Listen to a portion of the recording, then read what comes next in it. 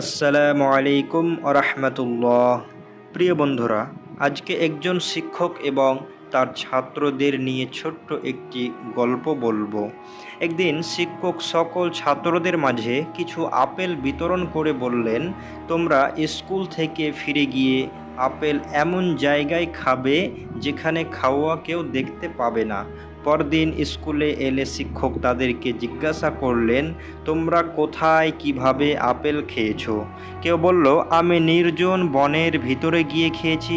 কেউ বলল, আমি জনপ্রাণীহীন ময়দানে গিয়ে খেয়েছি। কেউ বলল, আমি নির্জন কক্ষে দরজা বন্ধ করে খেয়েছি।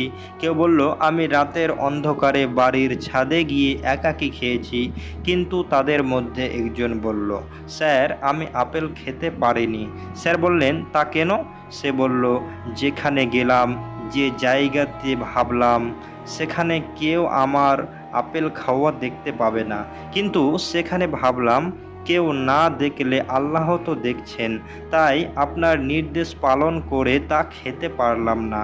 শিক্ষক ওই জ্ঞানী ছাত্রকে অসংখ্য ধন্যবাদ জ্ঞাপন করলেন এবং অনুরূপ সর্বদা সর্বস্থানে আল্লাহর ভীতি রাখার ব্যাপারে তাকে উৎসাহিত করলেন।